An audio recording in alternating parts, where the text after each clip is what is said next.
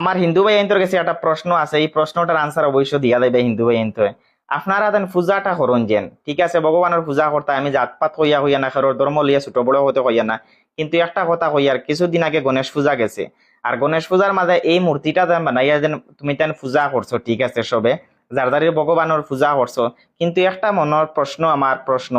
অত কষ্ট মষ্ট করিয়া টাকা পয়সা কালেকশন করিয়া কিছু ভাই আনতে তুমি তেন মূর্তির পূজাটা করলাই, করার বাদে তোমার তার ধর্ম মাঝে পূজা করছো, সুন্দর মতো করছো, একটা দেবীর পূজা করছো, দেবীর পূজাটা করছো, করার পরে গিয়া তুমি তান এইরকম ইটাইয়া যেন ফানির মাঝে ফালাও যেন একটা ভগবান রে, তোমার তান ভগবান রেসপেক্ট, আমার দেখার বাদে দুঃখ লাগছে এই জিনিসটা, ও কারণে তুলিয়া ধরছি যেন সবার কাছে এই জিনিসটা তুলিয়া ধরলাম, যেহেতু আমার লাগে দুঃখ লাগছে যেন অতদিন পূজা করলা, 3-4 দিন পূজা করার বাদে এই মূর্তিটা নিয়া শূন্য সবাই যদি ফানিত নিয়ে বাসাইয়া দেও তাহলে সবারও দেখার বাদে একটা বালা লাগবো, কিন্তু আজকে এইরকম ইটাই ফালাইয়া যেন ফানির মাঝে বাসা নিয়ে এই জিনিসটা দেখার বাদে আমি একজনে আমার কিন্তু মানতে পারছি না, কারণ হইল গিয়ে একটা ভগবানের পূজা করছো তুমি তেন, আর পূজা করার বাদে রেসপেক্ট দিয়া ইজ্জতর সহিত নিয়া ফানি তোমাতান যেন তোমাদের রেসপেক্ট দিয়া গু যেন ফানির মাঝে বাসাইতায়, কিন্তু আজকে ইটাইয়া ফালানি এই জিনিসটা কিন্তু মানিয়া নেবা দেয় না।